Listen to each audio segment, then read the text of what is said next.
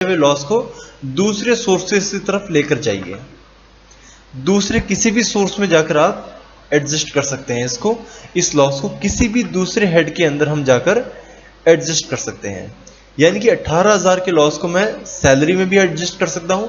तो कितना बच गया, सैलरी खत्म होगी, पीछे बच गए 8,000 रुपए, 8,000 बच गए थे यहाँ पे। इस 8,000 को हमने इसमें से एडजस्ट किया, यहां बच गए 4,000 रुपए। 4,000 को हमने इसमें से एडजस्ट किया, बच गए 2,000 रुपए। 2,000 यानी कि ये नहीं है, 2,000 का कैपिटल गेन बच गया और 2,000 का इनकम फ्रॉम अदर सोर्स, यानी कि टोटल इनकम कितनी बची मेरी, 4,000 की। कहने का मतलब ये है, लॉ की लैंग्वेज में अगर मैं बोलूं, it can be set of against any source of income. ठीक है,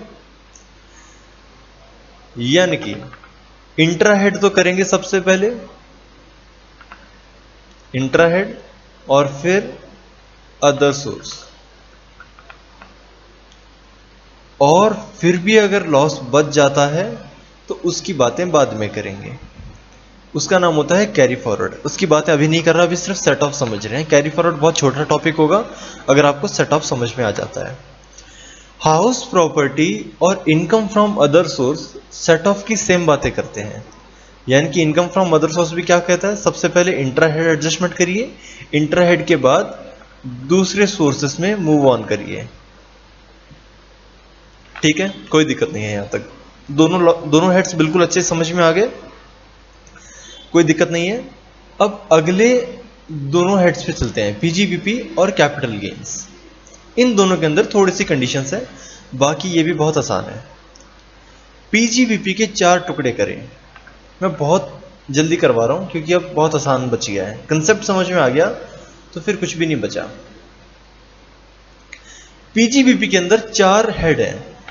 पहले 2 हेड हैं सटोरियो वाले। सर सटोरियो वाले मतलब, यानी कि बेटे ओनिंग और मेंटेनिंग हॉर्स रेस। ये काम कौन करते हैं बेटे, जो सटोरी लोग होते हैं ना, वो ये सब काम करते हैं, ओनिंग और मेंटेनिंग हॉर्स रेस। हम इसके लॉस की डिस्कशन अलग से करेंगे। एक और लॉस है सटोरियो वाला, जिसका नाम होता है speculative loss. Speculative loss, speculative loss मतलब कि मैं डिस्कस करूंगा अभी। तीसरा लॉस होता है सेक्शन 35 एडी का लॉस। ये क्या होता है अभी बताता हूं। और चौथा बच गया अदर। ओनिंग और मेंटेनिंग हॉर्स रेसेस। अगर आपको हॉर्स रेस मेंटेन करने से या फिर ओन करने से अगर आपको लॉस होता है, तो अगर आप लॉ मेकर हैं तो लॉ मेकर की नजर से सोचिए कि भाई साहब एक पर्सन को कई तरह की इनकम हो रही है, यानी कि उसके अलग अलग तरह के सोर्सेस है बिजनेस के, उसमें से एक सोर्स है सटोरियो वाला, मेंटेनिंग और ओनिंग हॉर्स रेसेस। बात समझ में आती है। उसके अंदर अगर लॉस होता है, सटोरियो वाला लॉस किसी और में एडजस्ट करवाने से मना करती है सरकार। सरकार इसको अच्छा लॉस नहीं मानती है, सटोरियो के काम मानती है, गंदे काम मानती है। तो हॉर्स रेसेस का जो लॉस होगा वो इंट्राहेड भी एडजस्ट नहीं होगा।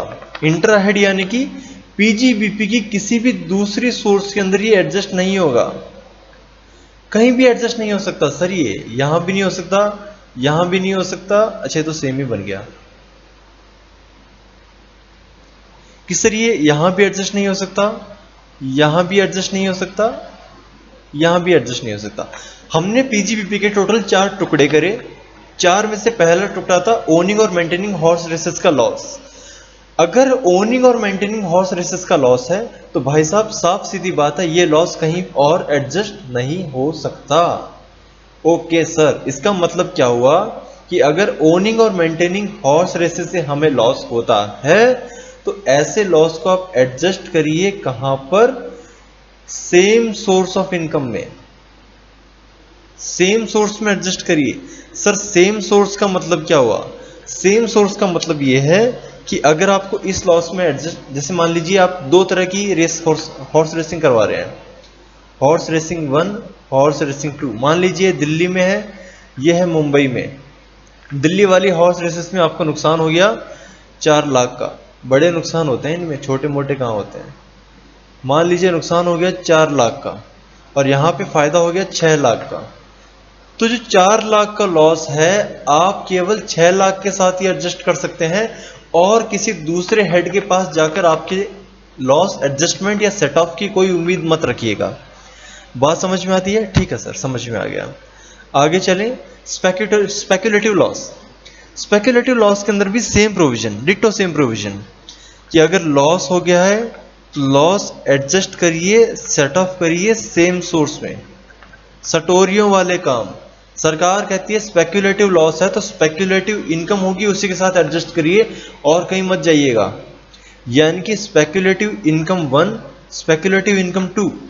स्पेक्युलेटिव इनकम का एग्जांपल क्या होता है सर? शेयर्स के अंदर इंट्राडे ट्रेडिंग करते हैं हम लोग, मतलब शेयर्स होते नहीं है फिर भी बेच देते हैं, या फिर कमोडिटीज मार्केट में भी आप इंट्राडे खेलते हैं। इंट्राडे का मतलब कि सर एक्चुअली डील नहीं करते हैं। इंट्राडे अगर आप शेयर्स में भी डील करते हैं तो इंट्राडे के अंदर आप कभी एक्चुअली ना बाय करते हैं ना सेल करते हैं। आप सिर्फ भाव बढ़ता है तो आप कहते हैं मैंने बेच दिया ऐसा मान लो, या फिर भाव घटता है तो आप मानते हैं कि मैंने खरीद लिया ऐसा मान लो। मानने के ऊपर ही सारे खेल चलते हैं, एक्चुअली में कुछ नहीं होता।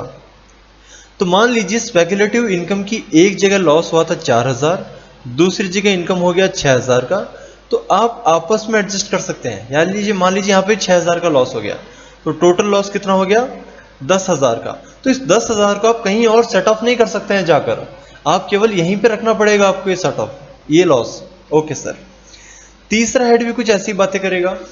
35 AD लॉस। 35 AD की सेक्शन क्या कहता है कि सर सरकार कुछ खर्चों को अलाउ करती है। सेक्शन 35 AD के अंदर कुछ बिजनेसेस बताए हैं बेटे, 13 तरह के बिजनेस बताए हैं, 13 टाइप्स की बिजनेस बताए हैं सेक्शन 35 AD के अंदर। इन 13 टाइप्स की बिजनेस की खास बात यह है कि नॉर्मली हम बिजनेस करते हैं तो हम एसेट्स एक्वायर करते हैं, यानी कि कैपिटल एक्सपेंडिचर करते हैं। तो दूसरे तरह के जो बिजनेस होते हैं उनके अंदर जो कैपिटल एक्सपेंडिचर हम करते हैं उनका हमें डेप्रिसिएशन मिलता है, यानी कि डेप्रिसिएशन के तौर पे वो खर्चा मिलेगा साल दर साल। लेकिन सेक्शन 35 AD के अंदर हमें डेप्रिसिएशन की तरह से नहीं मिलेगा। सरकार कहती है जितना भी कैपिटल एक्सपेंडिचर था वो पूरा का पूरा जिस साल में आपने खर्चा किया उसी साल उसको अलाउ कर लीजिए, कोई दिक्कत नहीं है। ये होता है सेक्शन 35 AD। तो सेक्शन 35 AD के अंदर बहुत चांसेस होते हैं कि लॉस हो जाए, क्योंकि मान लीजिए आपने बिजनेस शुरू किया, 10 लाख रुपए की मशीन लेकर आए, सरकार ने कहा 10 लाख का 10 लाख अपने खर्चा मान लो।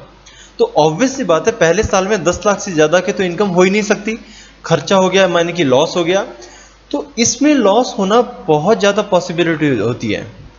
ये जो हेड है इसके अंदर लॉस की पॉसिबिलिटी बहुत ज्यादा होती है। तो अगर इस हेड को भी हम दूसरे हेड के अंदर मिक्स करने लग गए तो सरकार को अच्छा खासा नुकसान होगा। सरकार अपनी पैड पे कुल्हाड़ी मार बैठेगी, सरकार कहेगी मैंने ही तो कहा था कि लॉस होने दो, और मैं ही कह रही हूं कि भाई अगर लॉस होता है तो दूसरे हेड के अंदर एडजस्ट कर दोगे तो टैक्स तो जीरो हो जाएगा। तो अगर सेक्शन 35 AD के अंदर लॉस होता है तो उसको हम एडजस्ट कहां कर सकते हैं? 35 AD के सोर्स के अंदर ही एडजस्ट कर सकते हैं। बात समझ में आती है? हाँ जी सर। जैसे मान लीजिए मैं एग्जांपल ले रहा हूं, हॉस्पिटल खोलने के लिए आपको 35 AD के अंदर खर्चा मिलता है। दूसरा एग्जांपल लेता हूं मैं पाइपलाइंस का। अगर मान लीजिए हॉस्पिटल के अंदर मुझे 1 लाख रुपए, इसमें ज्यादा ही लॉस होता है, इसमें भी है। मान लीजिए हॉस्पिटल के अंदर मुझे 10 लाख का नुकसान हो गया और पाइपलाइन से मुझे 5 लाख का फायदा हो गया, 5 लाख का फायदा हो गया। तो सरकार ने क्या कहा, इनको आप आपस में एडजस्ट कर सकते हैं, 35 AD का ही कोई दूसरा सोर्स होगा उसके साथ एडजस्ट कर दीजिए, यानी कि नेट लॉस बच गया 5 लाख रुपए। तो सरकार कहती है इस 5 लाख रुपए के बचे हुए लॉस को आप कहीं और मत लेके जा सकते हैं, और कहीं लेके जा नहीं सकते हैं, आप केवल यहीं एडजस्ट कर सकते हैं। और चौथा बच गया अदर। अदर की तो बेटे कोई गलती नहीं होती, इन तीनों के ऊपर हमारी आंख थी, इन तीनों के ऊपर सरकार की आंख थी। 3 कौन से? 2 तो हो गए सटोरियों वाले, पहला ओनिंग और मेंटेनिंग हॉर्स रेसेस, इसके अंदर क्या होता था, लॉस जो भी होगा उसको दूसरे सोर्स, यानी कि ओनिंग और मेंटेनिंग का दूसरा हॉर्स रेसेस का जो दूसरे इनकम हुई अगर दूसरे सोर्स से, तो उसके साथ एडजस्ट कर सकते हैं, कहीं और नहीं जा सकते हैं। दूसरा सटोरियो वाला काम, स्पेकुलेटिव लॉसेस, स्पेकुलेटिव लॉसेस को दूसरी स्पेकुलेटिव इनकम के साथ एडजस्ट कर सकते हैं, कहीं फिर बचे हुए लॉस को कहीं